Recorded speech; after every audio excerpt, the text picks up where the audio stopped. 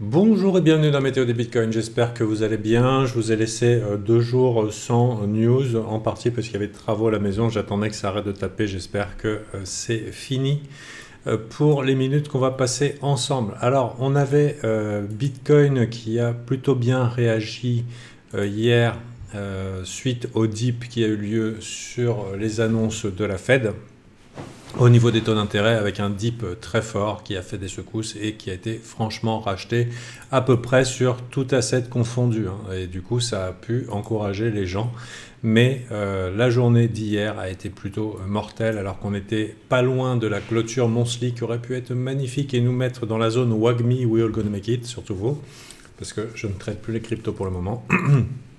Et tout ça pour vous dire, c'est que finalement, on est en train d'aller chercher ces lots ici que je trouvais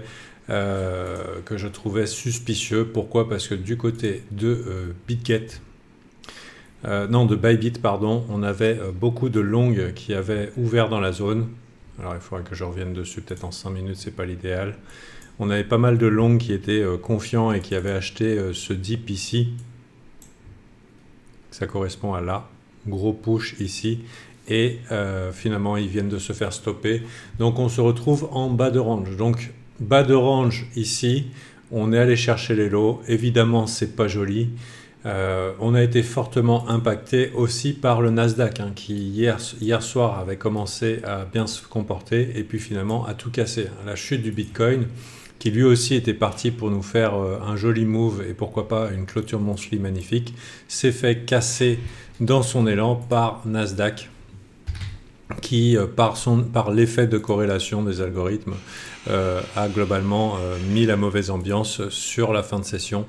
Avec ici, vous voyez, ça commence à chuter ici en avance sur le Nasdaq, mais suffisamment fort pour entraîner Bitcoin dans sa chute. Et malheureusement, on se retrouve avec des monthly un petit peu moins jolis. Donc, je vais supprimer ça. Maintenant, le sentiment... Est-ce que c'est du sentiment de top générationnel? Peut-être qu'il y a une semaine ou deux, les gens étaient un petit peu trop Jackie Téton. Ils se tenaient un petit peu les tétés en se disant ça y est, on va devenir riche. Et disons que le Nothing Burger Market qu'on a eu juste après est un petit peu la suite de cet effet d'exubérance sentiment, disons. Et que maintenant les esprits sont calmés. À quoi on peut voir que les esprits sont calmés? C'est qu'on a des fundings qui sont en dessous de la neutralité, quasiment négatifs sur Bitcoin. Hyper liquide, pareil, calmé. J'aime bien surveiller hyper liquide dans le funding. Pourquoi? Parce que c'est le repère ADGen. Ce sont ceux qui ont make it il y a quelques années qui se font nettoyer dans le casino le plus hype du moment. Et du coup, ici, on a ETH avec un funding négatif. Donc, on a des DGen qui sont tentés de short Ethereum, alors que Ethereum a fait une performance de fou le mois dernier. Et en général, ce que j'ai constaté depuis que je surveille le funding sur Hyperliquid, c'est que ce sont des victimes. Les mecs qui vont trop long ou trop short sur Hyperliquid sont des victimes sur le marché. En général, le prix fait des détours pour eux. Par exemple, il y a beaucoup trop de longs engagés sur Hype. C'est peut-être la raison pour laquelle il a du mal à continuer à la hausse. Les gens, là par exemple, sur cette chute, ont l'air chauds pour buy le dip.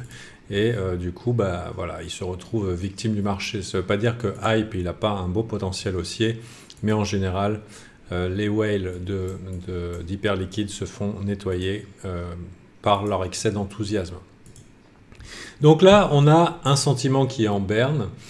Si on regarde un petit peu les cryptos, les top tiers des cryptos, enfin les big caps, on va BTC, ETH, Solana, BNB, Link, en tout cas ceux qui vont m'intéresser, et XRP, on voit ici que le predicted funding fait pas mal d'incursions vers le bas. Moi personnellement, je surveille le funding et les open interest en particulier sur 3 échanges, OKEx, Binance et Bybit. Pourquoi? Parce que Binance font le marché, en général, ce sont ceux qui organisent les pumps, donc suivre les open interest m'intéresse. OKEx, pour moi, c'est la smart money, en général, ils sont du bon côté du trade. Et ici, Bybit, c'est souvent ceux qui se font rect. Maintenant, on a des nouveaux clients, c'est hyper liquide. Malheureusement, je ne crois pas que TRDR me permette d'aller checker les open interest d'hyper liquide Ah si, il y a les open interest d'Hyperliquid qui se sont rajoutés d'office. Donc ça pourra être intéressant maintenant pour moi de rajouter une ligne Hyperliquid, d'autant plus qu'elle vient d'être cochée automatiquement. Donc c'est intéressant tout ça, mais pour vous dire, c'est que finalement on a des graphiques tirés vers le bas par un Nasdaq qui commence à aller dans le rouge.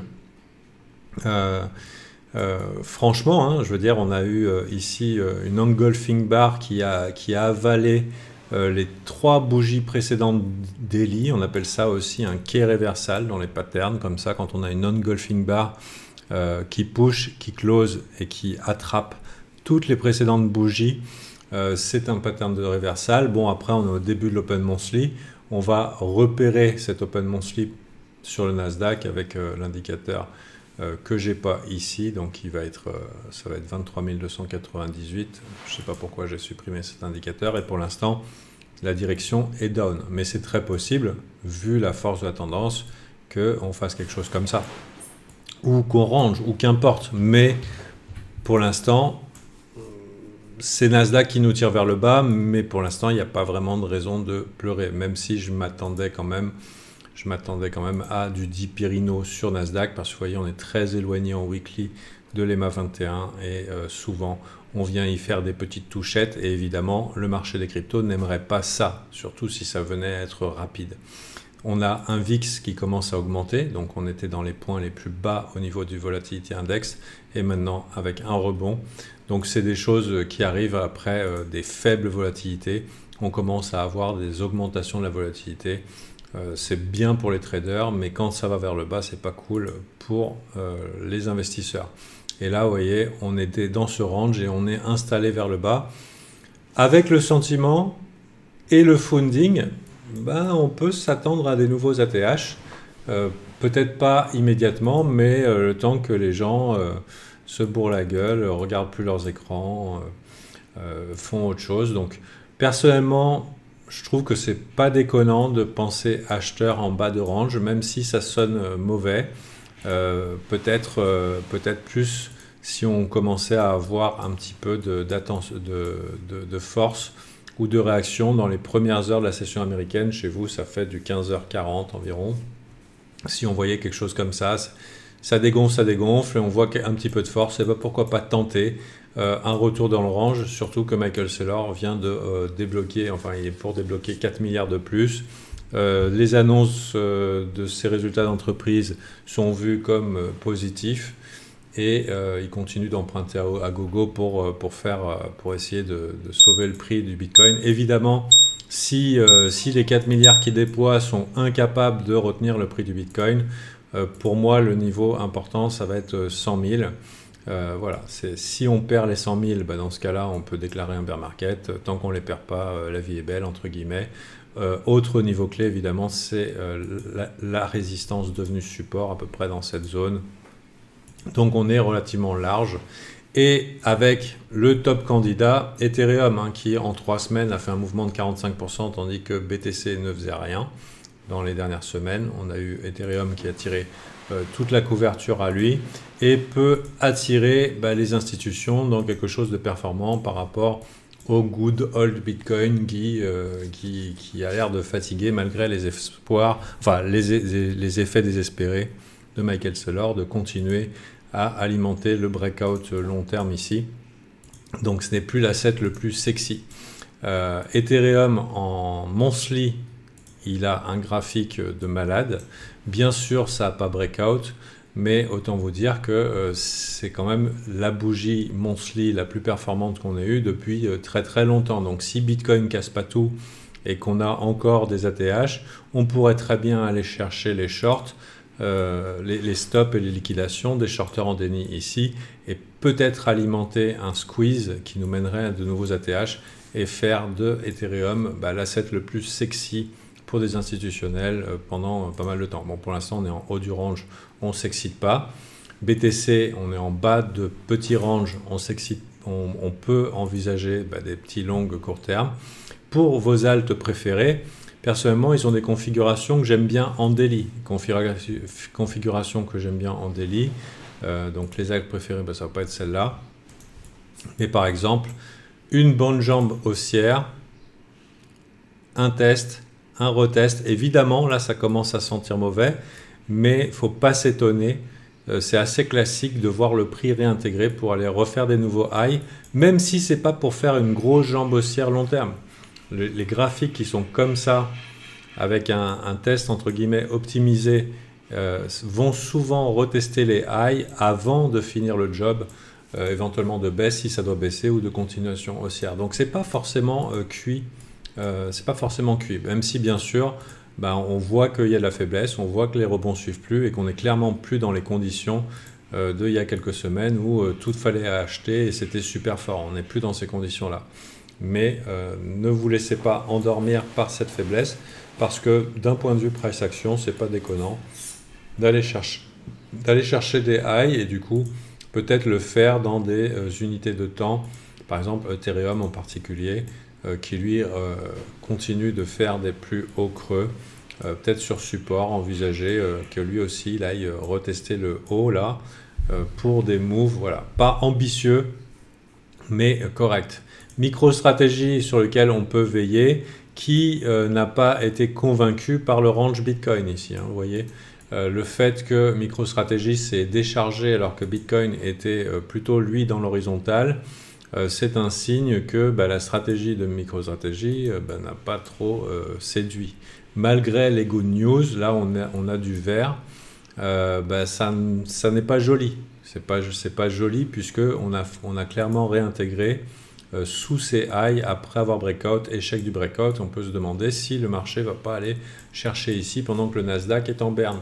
Et du coup, MicroStrategy étant un proxy sur le Bitcoin, on peut dire ici qu'il y a moins d'intérêt à s'exposer sur le Bitcoin de la part de gros poissons. Voilà, c'est un petit peu l'idée que je vous ai dit.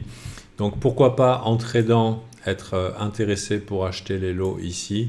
Début de mois qui semble nous tirer vers le bas avec un Nasdaq qui est en mode dipérino. MicroStrategy qui a l'air de nous montrer la direction et pour l'instant elle n'est pas optimale. Mais le sentiment étant faible, ne vous laissez pas surprendre sur des rebonds parce que dès que nos whales hyper liquides vont passer en mode short sa maman, faut s'attendre à les voir se faire nettoyer avec des short squeeze, peut-être pas forcément annonciateur d'une jambe haussière long terme, mais au moins d'un move qui puisse surprendre et d'écouter les gens parce que le marché crypto en ce moment c'est plutôt plus que de la continuation, c'est du mean réversion, ça veut dire on fait les dips, on refait des nouveaux highs, les gens qui ont raté le move achètent le breakout et se font rect, ils se font nettoyer. Et puis on recommence, deep, hop, on emmène le prix sur les highs. Voilà. C'est un mode marché, je prends pas de risque, on buy le deep, c'est un petit peu comme ça. Bon, j'espère que la météo vous a été utile, elle reviendra normalement le lundi au mardi, j'espère que ça va pour vous. Si vous voulez approfondir votre trading et vos investissements, en particulier, alors j'allais dire le trading et investissement c'est pareil, hein. Il y a le timing et les stratégies, hein. C'est juste que l'unité de temps est différente, ça c'est quelque chose qui est assez difficile à comprendre pour les non-initiés, disons à la planification de l'investissement. C'est que le niveau où vous achetez, les conditions sur lesquelles vous achetez sont aussi importantes, voire plus importantes que l'histoire marketing de vos coins. Ça veut dire que ETH c'était génial depuis très très longtemps, mais voilà, c'était là qu'il fallait acheter en particulier, ou là qu'il fallait acheter en particulier. Ben oui, parce que ceux qui étaient là, ils avaient raison pareil, et l'asset il est sympa pareil, sauf qu'ils n'ont rien gagné, alors que ceux qui l'ont fait ici avec des signaux de reversal qui sont facilement identifiables. Nous en 4 heures on a un workshop investisseur qui permet d'identifier des bons coins à acheter et qui ont l'air favorables. C'est identifiable dans le graphique quand un asset il est disposé à rebondir ou pas.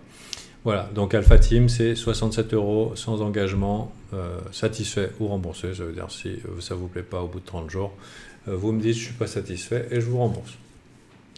Et puis si vous êtes satisfait, c'est le meilleur endroit pour progresser avec toutes sortes de live, la semaine, analyse, stratégie gagnante. On a plusieurs stratégies de day trading qui sont gagnantes en ce moment et qu'on exploite ensemble. Et aussi, qu'est-ce qu'on a? On a tous les vendredis, aujourd'hui, vendredi mindset. C'est pour ça que je fais la météo du Bitcoin. Comme ça, nos gars ont aussi leur analyse sur le marché, en plus d'avoir la cerise sur le gâteau, c'est-à-dire la petite caresse sur la nuque, mindset pour se remettre bien quand on a été en tilt ou en situation délicate, qu'on n'arrive pas à suivre son plan, ou alors qu'on est en mode tremblotant. J'ai l'impression que là, il y a un peu de la tremblote et du tilt. Et c'est ce qu'on va traiter aujourd'hui. Allez, à bientôt, c'était Gabriel, bye.